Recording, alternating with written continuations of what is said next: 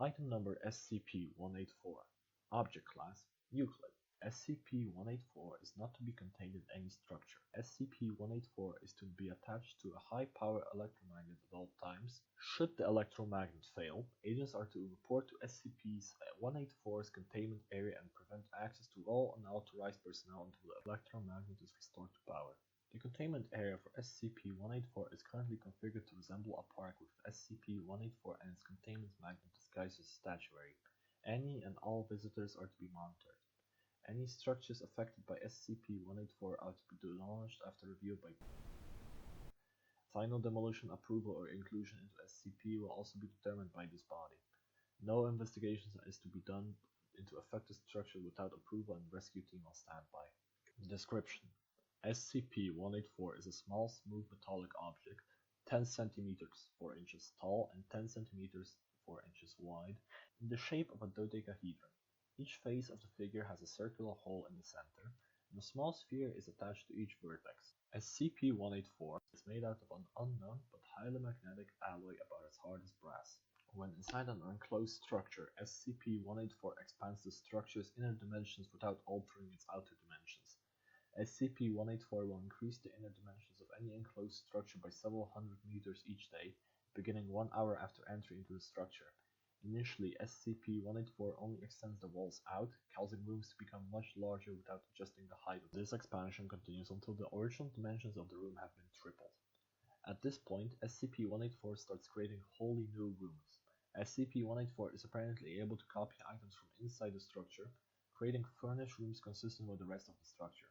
After a period of time, however, the expansion process appears to break down. For example, items will be made from inappropriate materials like glass books, wood, and microplanes. Rooms will be oddly shaped, doors will open into blank walls, and hallways will be tiny or twist around in long mazes. The new inside structures continue to be more and more odd, while the outside remains unchanged. This behavior is most dramatically illustrated in homes. However, it has been observed in other instances, including a cardboard box. The changes do not go away with the removal of SCP-184, but no additional structures are created. Addendum 184-1. Notes from Dr. I don't think I need to stress the fact that this thing can never be allowed into SCP-19. We may need to look into different containment at some point, but for the time being, we will keep it in the open, immovable, and hidden. Addendum 1842. Locations of Interest. It is currently hypothesized that SCP-104, an anomaly with similar effects, may be responsible for the creations of the locations of interest such as Backdoor Soho or Chukdo Cellar. Investigation into SCP-184 as a potential origin for these spaces is ongoing.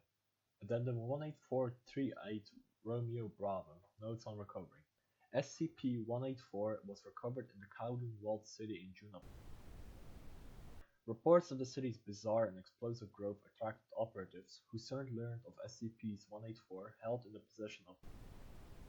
After several police crackdowns, Mobile Task Force Zeta-9 was dispatched and recovered SCP-184 with minimal losses. The final effect of exposure to SCP-184 in both the city and inhabitants may never be fully understood due to the reckless actions of local law enforcement, which destroyed several affected sections of the city before operatives could take action to prevent it. Interviews with residents yielded minimal information, with a communal wall of silence being the major response.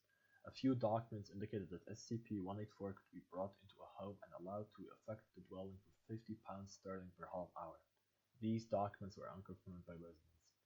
Addendum 18438 Romeo Bravos. Additional documentation. The following is a personal log of Gordon Richards, member of Mobile Task Force Zeta-9, the Mole Rats. Date: June 3rd. Dispatch to Kowloon walled city to recover an object and document anything affected by it. I have never seen such a horrible place. The filth is everywhere, whole walls and even structures made of garbage. If you crack your suit for even a second, you get flooded by the smell of smoke, cooking, sweat, machine oil, and excrement. Henry fell into a pit used as sewer on the ground level after breaking into a trash walkway. He was fine, the suit was just filthy, but he threw up and had to be removed. I'm not sure if he's going to work out. Everyone here avoids us like the plague or darts out to throw trash or insults. They are a tribe and a territorial one at that. The sheer crush of humanity is intimidating, and I'm glad I have the suit between me and them. The object is supposed to be somewhere in the core of this mess, but getting there will be tricky. Date: June 4th. Local law enforcement led by agents did a bunch of raids last night. Cleared people out of some of the areas we need to go in, but there are so many people here it's hard to notice any difference. Yesterday's recon helped uncover a couple homes affected by this thing. They don't look like much, the same squad homes as everyone else, but they are too big inside. It's an odd feeling, standing with your hand on the wall and knowing that by all rights you should be 6 feet outside the structure in midair. Henry is better today, but seems really jumpy. Lev took him aside and talked to him last night, and I hope it's helped. I'm getting worried over him. Caught him muttering to himself on the radio today. Told him to knock it off, but didn't report it. Maybe I should have. I think I'm going to ask for him to be put on a different unit after this. Deep recon this evening. We're splitting up to try and hunt down where they are storing this thing. 11 and I pulled the short stick and have to hike it around the sewer system. Honestly, it can't be any worse than topside. At least I won't have to keep seeing this blank, empty face of these people. Date, June 6th. Henry is dead. We didn't get back until early this morning. We'd been off the radio for several hours because of all the interference. It seems areas affected by this thing screw with radio waves pretty bad. The sewer was a nightmare, but no sign of alteration by the item. When we came back up, Paul gave me the news. Henry and Paul were exploring near the center of the city when they got attacked. A mob of people swarmed in and dragged Henry off. Paul was hurt and his suit was badly damaged and he had to leave for medical attention. Henry was screaming over the radio for a while and then it cut off. Paul and a couple of other mole rats charged in with some agents to recover Henry, but after a few minutes Henry came back on the radio. His receiver was broken, but he could still broadcast. One of the agents was recording and he played it back to 11i to see if it made any sense to us. It didn't. He was rambling and sounded like he was hurt, kept talking about the endless heart of the city, the hell of glass, just crazy stuff. Paul and the rescue team kept trying to find him, but suddenly his radio cut off again. Henry came tearing down one of those tiny halls, helmet off and screaming like a madman. He ran right by Paul and smashed an agent in the wall on his way by. He slammed into a dead end and just exploded through it, right out of the building. He fell 6 stories onto some metal junk. It took an hour to get his body untangled. We're done screwing around here. Agent Parks, Lev, and me are rounding up what amounts to city elders, and we're getting to the damn bottom of this. Date, June 7th. Interrogation went well. Agent Parks asked the questions. We provided what we called negative consequences for non-cooperation. The first guy, some triad punk, didn't want to talk. 2 broken legs later and he was a lot more open. Said the thing was called the Builder and nobody knew when it first came to the city. He never had anything to do with it, just helped stand guard outside the room when it was working. He said that was all he knew and that we had to talk to one of the elders, Long Wen, if we wanted it.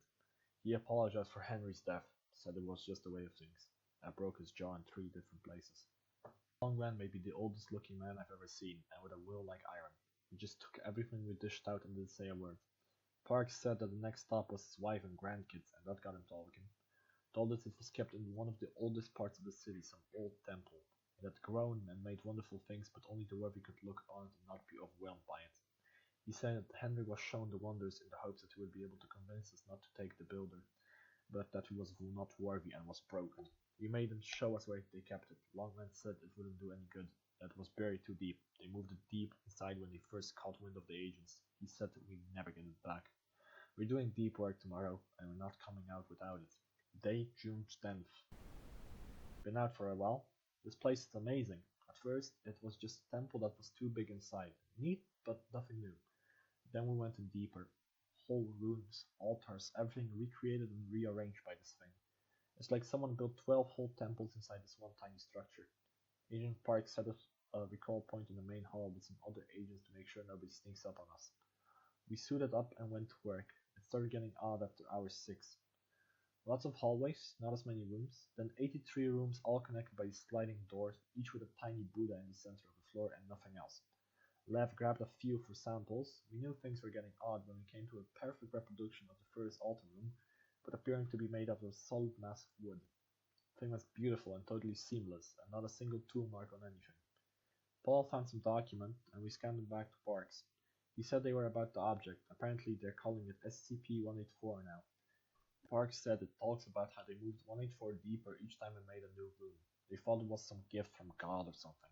Use it to expand rooms if people would donate to the temple, or at least to the gangs that controlled it at the time.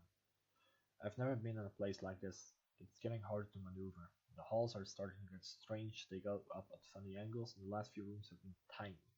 By left's count, we should be 20 feet under the roof of this whole city by now. Date, probably the 12th of June. I'm getting sick of this place. Came to a branch yesterday, had to split the team. I drew the up hallway and set out. Not sure how long I've been climbing. The halls aren't regular anymore, they wave in and out like a frozen earthquake. Everything seems to be made of stone here. I managed to squeeze into a side room to catch my breath once I looked around, and I saw everything was made of jade. It was all colored right and had the right texture, but it was jade. Bed, chairs, tables, books, everything. I sat on the bed for 2 hours and didn't think. I got up and smashed the jade lamp that was probably worth more than my life and left. I'm not feeling well. I feel really disconnected here, like an astronaut or something. It's not like the other areas I've been. Never felt so alone. I'm fine, I know that. It's Henry dying, the whole rotten city outside, and me being alone, unable to think too much. Rats are tests for mental stability, and I pass with flying colors. Sitting on a chair made out of thousands of tiny dragon statues, writing on a table made of super dense paper, and I'm fine. Date June. Fuck knows. I've been out too long. Food low, water low, not out yet, but they're getting there. Hearing things. Keep thinking I hear voices. Been climbing for days. Saw light today. At the end of the side hall, bright yellow light. I climbed into the hall and ran. Smashed through the door and it was a room. Millions of candles, all lit, but just in the room. Pulled off my helmet, smashed the candles with it. Broke my lenses, neck seal, radio. Didn't care. Sat and cried for hours. Dropped a pick down a shaft today, never hit it here at the bottom. Almost jumped to get it, but stopped. Got to find this thing. Going to smash it to bits, stomp it, crush it. Date? June. Food out. Suit can't make any more water. Saw a hall with 10,000 doors. Ran down it, smashed a bunch, then kept climbing. Lost my boots. Floor looked like carpet. Made of superstars though. Cut suit to ribbons. Feet too. Blood all over the shaft. Hope it appreciates it. Going to crush this thing. Feels shattered in my head. Hate this pen. Keep hearing Henry. Keep telling him he's dead. Won't listen. Date. Double shaft. Halt forever. Lights everywhere. Going to kill the heart. Date. Hell is heaven. Heaven is hell. Life is wonderful. Notes. Gordon Richards went missing during the recovery of SCP-184, presumed killed in action. SCP-184 recovered by Team Zeta-9. Journal recovered in rubble left from the destruction of SCP-184 affected